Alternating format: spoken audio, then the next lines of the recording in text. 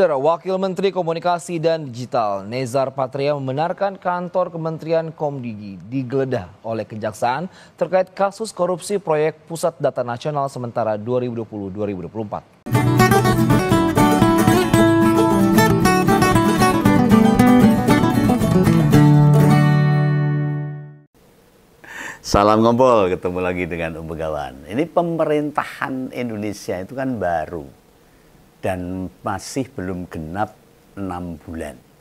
Weh lah kok terbongkar lagi nih kasus korupsi. Bentino kasus korupsi muncul di negara ini. Ya, yang paling gresing anyar. Ya, ini tentang penyidikan dugaan kasus korupsi PDNS atau Pusat Data Nasional di Kominfo. Wah, waktu itu Kominfo itu berarti saat Jokowi masih menjabat. Sekarang kan Komdigi. Dan bicara soal Kominfo atau Kondigi sekarang, Komdigi itu namanya. Pasti kelingannya ya Butiari. Salah satu relawannya Jokowi. Ya, orang kayak gitu gak terlihat punya kemampuan loh. Atau memiliki kredibilitas. Apalagi prestasi. Kok yo masih dipercaya jadi menteri di kabinetnya Pak Prabowo. Nah, terbongkarnya dugaan korupsi PDNS ini makin membuktikan cara kepemimpinan Ketua Umum Projo di kementerian waktu itu tidak memenuhi azas atau patuh pada good government, tata pemerintahan yang baik. Ya mungkin Ngompors ingat kan saat akhir-akhir masa jabatan presiden Jokowi, masih ada di Pak Jokowi waktu itu. Data kita dibobol hackers. Dan mereka minta tebusan loh. Wah, ini kriminal ini. Ingat toh, jangan yang punya utang aja yang diingat. Kasus-kasus di negara kita ini penting juga diingat ini. Lah si hacker itu malah nantangin untuk melacak mereka. Dan Butiari sebagai menteri awalnya yakin pembobol itu bakal segera ditangkap. Nyatanya ya mbok beluk kan saiki ya nggak ada kabarnya.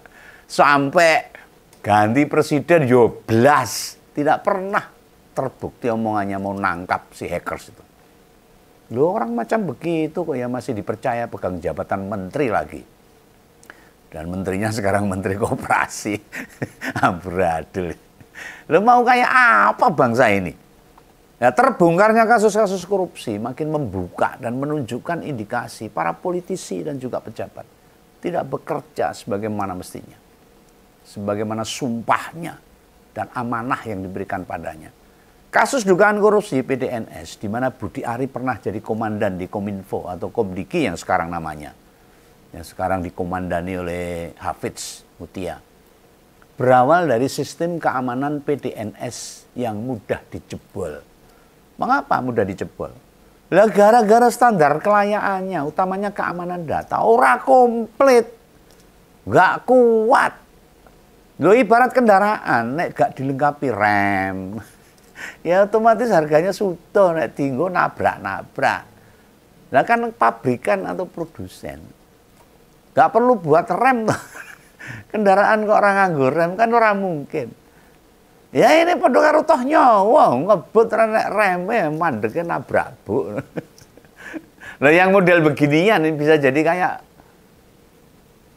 kesamaan yang pas lah. Buat tender PDNS, lah wong genah-genah loh, Pusat Data Nasional dan masalah sistem keamanan gak berlapis. Lah persis kelakuan pencuri beraksi di siang hari no. Gampang dibobol. Setor muka tok hilang kabeh. Lho saat rame-rame data kita dibobol itu tuh Butiari itu kan nggak pernah bilang itu, nggak pernah ngomong. Nek memang sistem keamanannya tidak memadai, tidak kuat. Lho dia nggak tahu atau pura-pura tidak tahu. Mau tahu berapa kerugian negara akibat permainan tender yang speknya tidak sesuai standar ini? Mencapai 958 miliar atau hampir 1 triliun. Nek mengingat atau mendengar kayak ginian, ini masih sakit hati. Hati rakyat ini masih sakit. Dan saya jadi ingat ini. Ngomongnya Butiari ketika di Pilpres itu. Wah, kalau kita nanti kalah, kita bisa masuk penjara semua. Ini terbukti bahwa ada masalah-masalah korupsi di beberapa kementerian yang sekarang mendukung Prabowo. Mereka tuh sudah digaji tinggi loh, dapat tunjangan, dapat fasilitas, dapat operasional, kebutuhannya dijamin negara. Lu cara kerjane kaya ngene ya piye. Ora cetha ini. Kasus ini menambah makin panjang.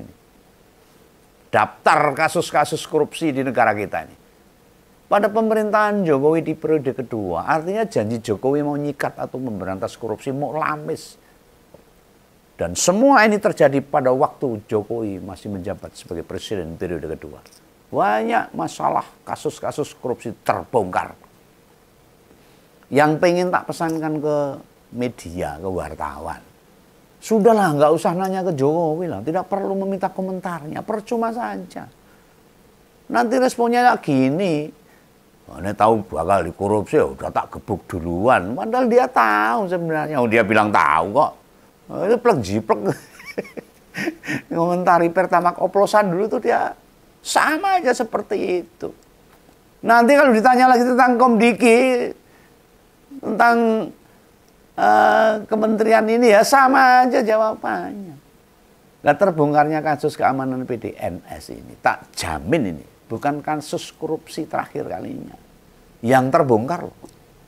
Mestinya dengan banyak kasus korupsi yang konangan akhir-akhir ini, dan itu dilakukan saat Jokowi masih menjabat, di akhir atau periode kedua Jokowi, ya wajar kita berpikir ulang.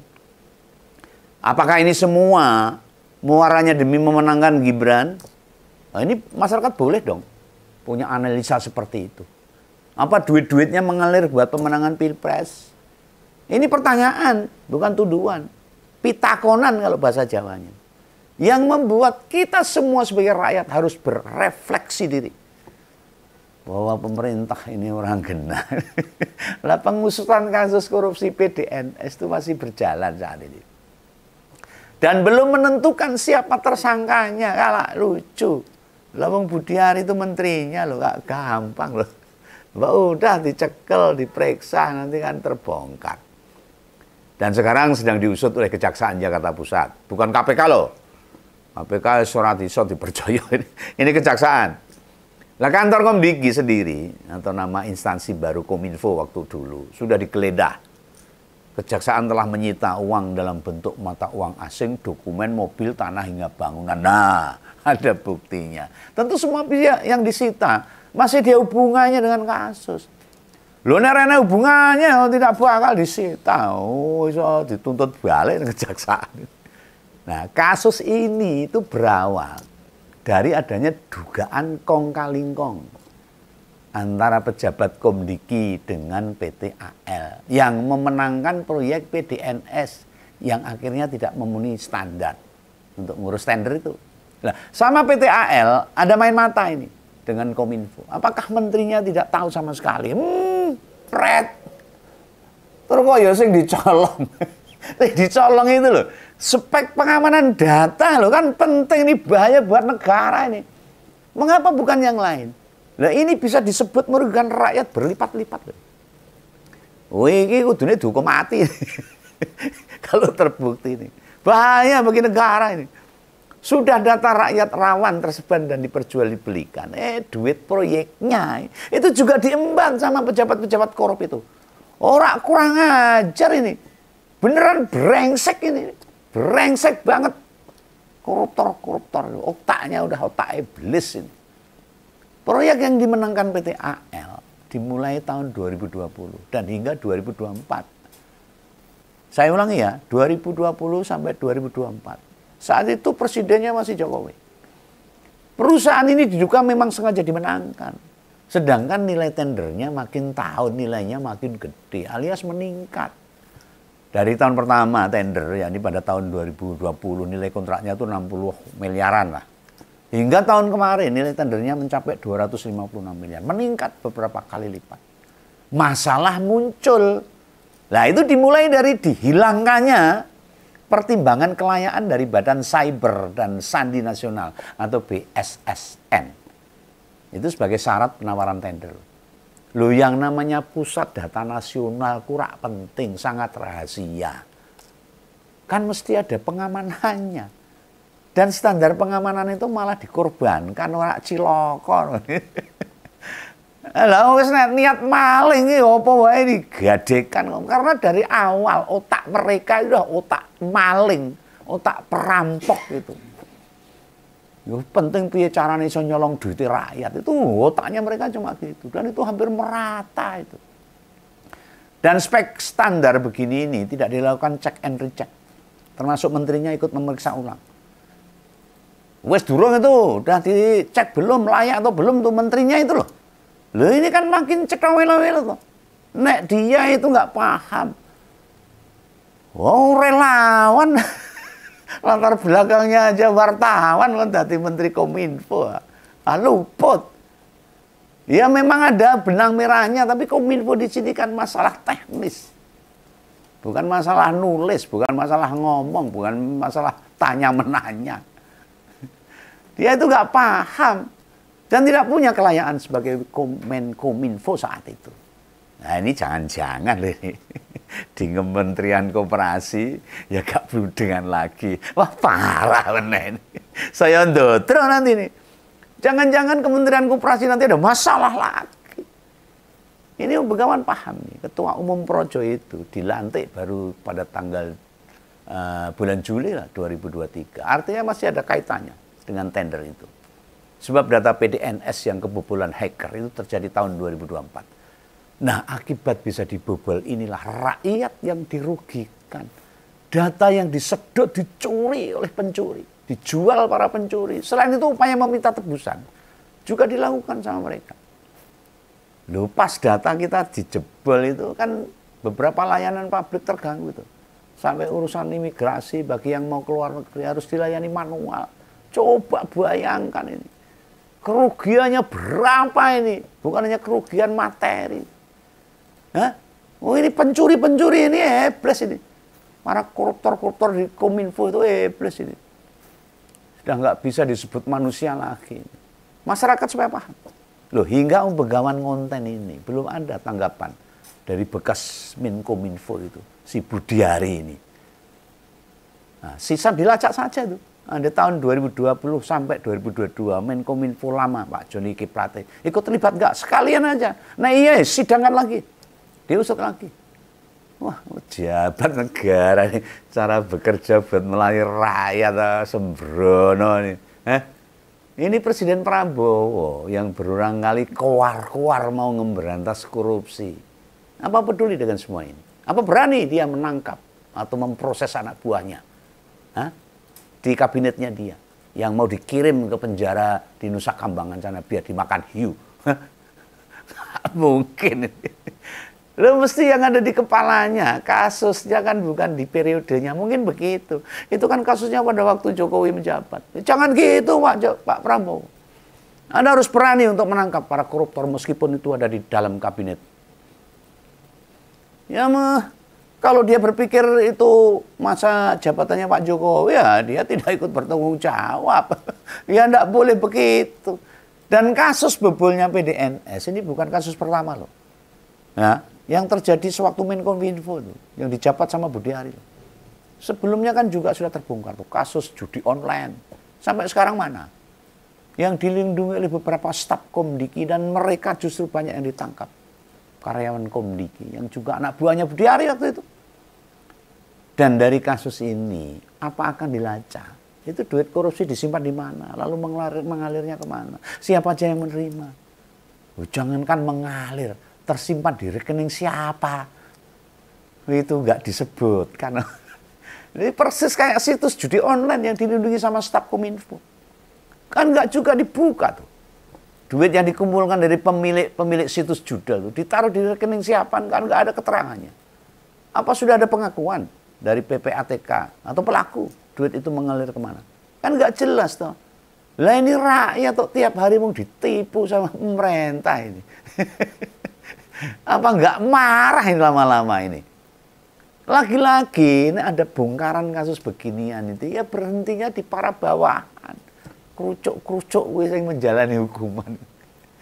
Rakyat Indonesia ini ngenes, grantes dah ini. Ya?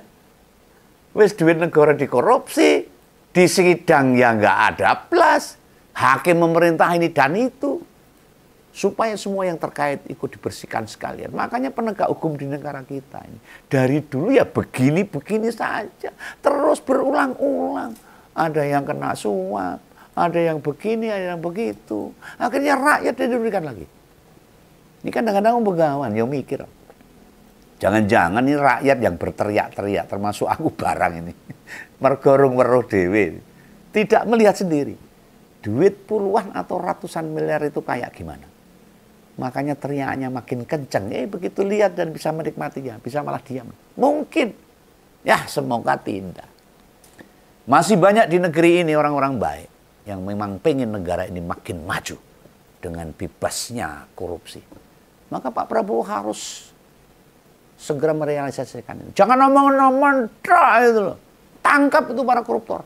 Kirim ke Nusa Kambangan. Wah, tapi ya Begawan meragukan. Ini orang-orang itu yang mayoritas berada di kabinet sekarang. Apa mereka punya integritas tinggi pada pemberantasan korupsi? Padahal Pak Prabowo sudah gitu genparnya. Ya maaf bila tak ragukan. Para menteri bisa bekerja dengan dedikasi terbaik. Sorry saya meragukan. Sebab banyak kasus yang terbongkar. Mereka masih bertahan di jabatannya. Ya contohnya Budiari ini. Ini tak jamin ini. Dia tidak akan mundur, tidak punya rasa malu.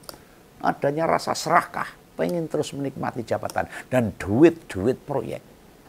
Nek beneran dirinya bersih, tentu dia akan kecewa.